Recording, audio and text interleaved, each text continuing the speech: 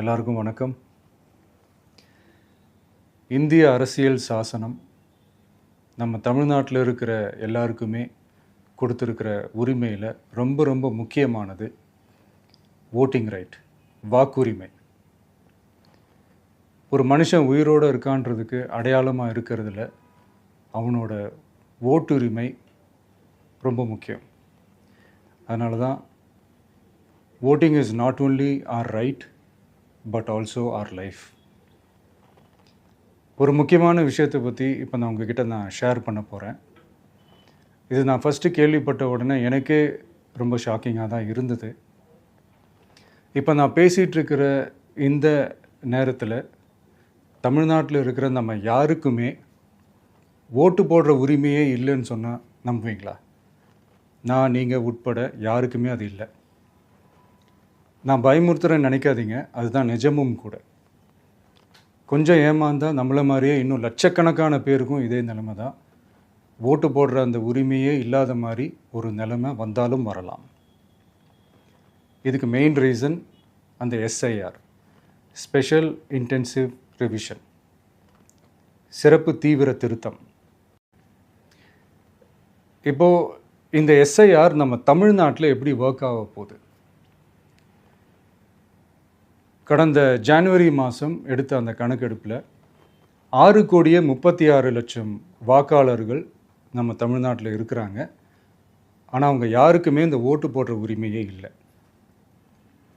அந்த பிஎல்ஓன்னு சொல்லுவாங்க, booth level officers, வாக்குச்சாவடி நிலை அலுவலர்.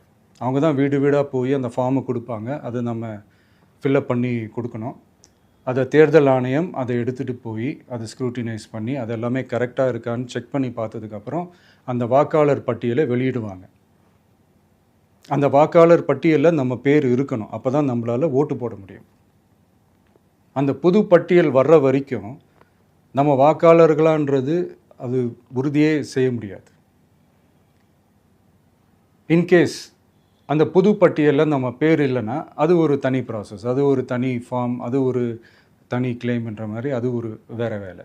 ஸோ இந்த மாதிரி நிறையா சிரமங்கள் குழப்பங்கள் இருக்கிறதுனால மக்களுக்கு இது மேலே ஒரு கன்ஃபியூஷன் ஒன்று இருக்குது. இது என்ன வெரிஃபிகேஷனா இல்லை ஒரு மறைமுக ரீரெஜிஸ்ட்ரேஷனா இல்லை இது ஒரு நியூ ரெஜிஸ்ட்ரேஷன் மாதிரியே தானா அப்படின்ற மாதிரி நிறைய கன்ஃபியூஷன் இருக்குது. அவங்க செய்ய வேண்டியதெல்லாம் ஒன்று தான்.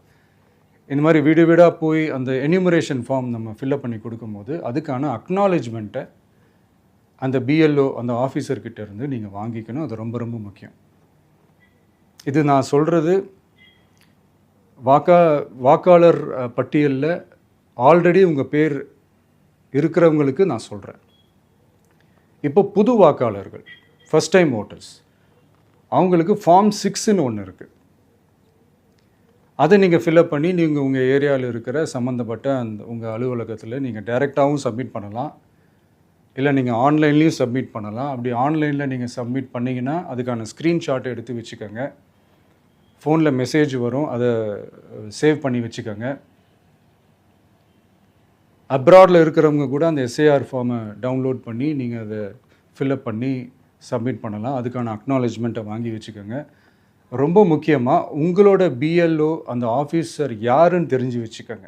இந்த தேர்தல் ஆணையம் அந்த வெப்சைட்டில் போனீங்கன்னா அந்த பர்டிகுலர் பிஎல்ஓ ஆஃபீஸரோட ஃபோன் நம்பர் கூட நீங்கள் எடுத்து வச்சுக்கலாம். இன்கேஸ் உங்களை யாரையும் ரீச் பண்ணலை இல்லை உங்களுக்கு அந்த ஃபார்ம் கிடைக்கல அப்படின்னா நீங்கள் அவரை காண்டாக்ட் பண்ணி அந்த ஃபார்மை வாங்கி நீங்கள் ஃபில்அப் பண்ணி நீங்கள் சப்மிட் பண்ணலாம். ரொம்ப முக்கியமாக அதுக்கான அக்னாலேஜ்மெண்ட்டை வாங்கி வச்சுக்கோங்க. இது எல்லாமே சரியாக செஞ்சாலும் இந்த எஸ்ஐஆர் மேலே சில டவுட்ஸ் இருக்குது. அது என்னென்னா, இந்த 6,36,00,000 வாக்காளர்களுக்கு ஒருத்தர் விடாமல் இந்த ஒரே மாதத்துக்குள்ளே எப்படி எல்லாருக்குமே அந்த ஃபார்ம் போய் ரீச் ஆகும்? ஒன்று. ரெண்டாவது, நீங்கள் வரும்போது வீட்டை பூட்டிட்டு வேலைக்கு போயிட்டு என்ன பண்ணுறது?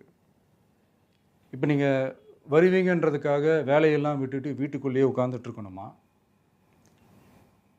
ஸோ இதில் மெயினாக பாதிக்கப்பட போகிறது உழைக்கிற மக்கள், ஏழைகள், வேலைக்கு போகிற பெண்கள். இவங்களுக்கு யார் கரெக்டான அந்த பதில் சொல்ல போகிறது? ஒரு நியாயமான எஸ்ஐஆர்னால் என்ன நடக்கணும்? இப்போது இறந்து போனவங்களை மார்க் பண்ணி அதுலேருந்து டிலீட் பண்ணணும். இப்போ போலி வாக்காளர்கள் இருந்தாங்கன்னா அவங்கள மார்க் பண்ணி டிலீட் பண்ணணும். இப்போ ஆல்ரெடி ஓட்டு இருக்கிறவங்களுக்கு எதுக்கு இந்த ரெஜிஸ்ட்ரேஷன் என்ற பேரில் இவ்வளவு குழப்பங்கள் அப்படின்றது தான் எங்கள் கேள்வி. இப்போ புதுசாக வர்ற வாக்காளர்களையோ இல்லை ஓட்டு இல்லாதவங்களையோ சேர்த்தா பத்தாதா? இப்போ ரீசெண்டாக நடந்த இப்போ எலெக்ஷன் 2021, 24 எப்படி எல்லாருமே ஓட்டு போட்டோம்? அதில் ஓட்டு போட்டவங்க கூட இப்போ புதுசாக ரெஜிஸ்டர் பண்ணணும்னா அது ஏன் அந்த கன்ஃபியூஷன் அப்படின்றத நாங்கள் கேட்குறோம். அதனால தான் நாங்கள் எஸ்ஐஆரை எதிர்க்கிறோம். இப்போ புதுசாக சில கம்ப்ளைண்ட்ஸ்லாம் வர ஆரம்பிக்குது. அது என்னென்னா முக்கியமாக நம்மளுடைய டிவிகே தோழர்களுக்கு அந்த ஃபார்ம் கிடைக்க மாட்டேங்குது, கொடுக்க மாட்டேன்றாங்க அப்படின்ற சில கம்ப்ளைண்ட்ஸ். இது யார் பண்ணுறாங்க அப்படின்றது நான் தான் சொல்லி தெரிய வேணும்னு ஒன்றும் அவசியம் இல்லை உங்களுக்கு. இப்போ இருக்கிற ஆட்சியாளர்கள் அவங்களுக்கு கைப்பாவையாக இருக்கக்கூடிய சில பேர் வந்து இதை செய்ய ஸ்டார்ட் பண்ணியிருக்கிறாங்க.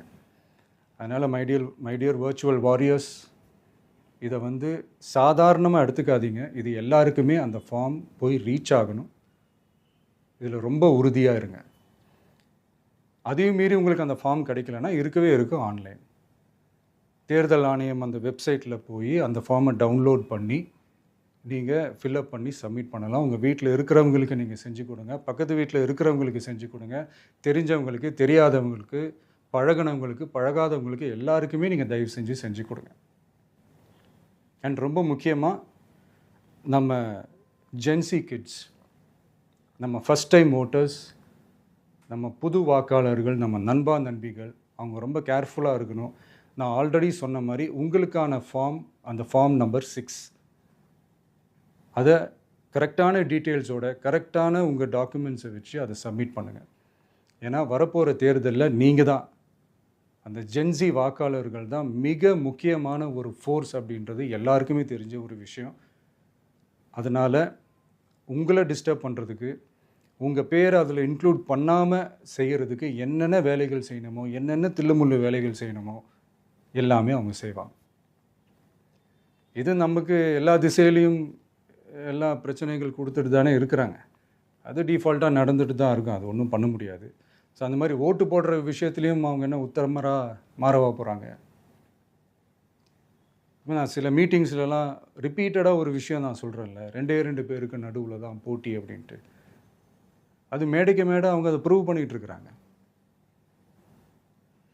அதனால் தோழர்களே, வரப்போகிற தேர்தலில் நம்ம யாருன்னு காட்டணும், நம்ம பலம் என்னன்னு காட்டணும்.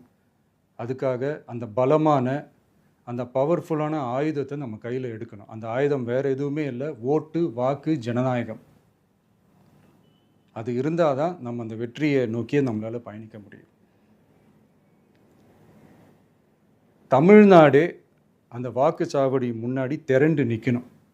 அதை பார்த்துட்டு தமிழ்நாடே தமிழக வெற்றி கழகமா, இல்லை தமிழக வெற்றி கழகம் தான் தமிழ்நாடா அப்படின்ற மாதிரி இருக்கணும். வீடுன்னு ஒன்று இருந்தால் தான் ஓடு மாற்ற முடியும்னு அறிஞர் அண்ணா அவர்கள் சொல்லியிருக்கிறாங்க. அந்த மாதிரி ஓட்டுன்னு ஒன்று இருந்தால் தான் இந்த நாட்டையே காப்பாற்ற முடியும். அப்புறம் இன்னொரு முக்கியமான விஷயம், அந்த எனிமரேஷன் ஃபார்ம் நீங்கள் ஆன்லைனில் நீங்கள் ஃபில்அப் பண்ணும்போது அதில் ஒரு சில ப்ராப்ளம்ஸ் வர்றதுக்கு வாய்ப்பு இருக்குது. அது உங்களுடைய ஓட்டர் ஐடியில் இருக்கிற உங்கள் பேரும், ஆதார் கார்டில் இருக்கிற பேரும், அந்த ஸ்பெல்லிங், இனிஷியல்ஸ் எல்லாமே ஒரே மாதிரி இருந்தால் தான் அது அக்செப்ட் ஆகும், இல்லைன்னா அக்செப்ட் ஆகாது. அது கொஞ்சம் கேர்ஃபுல்லாக பண்ணுங்கள். அது கொஞ்சம் யூசர் ஃப்ரெண்ட்லியாக இருக்கலாமேன்னு கேட்டதுக்கு அதெல்லாம் முடியாது, அதுக்கெல்லாம் வாய்ப்பு இல்லை, அதுக்கெல்லாம் ஆளுங்க இல்லை, பண்ண முடியாதுன்னு ரிப்ளை பண்ணிட்டாங்க. ஸோ அதனால் மைடியர் டிவிகே தோழர்களே, மைடியர் ஜென்சி படை பலமே, உஷாராக இருங்க, கான்ஃபிடெண்ட்டாக இருங்க, நல்லதே நடக்கும், வெற்றி நிச்சயம். மீண்டும் சந்திக்கும் வரை நன்றி, வணக்கம்.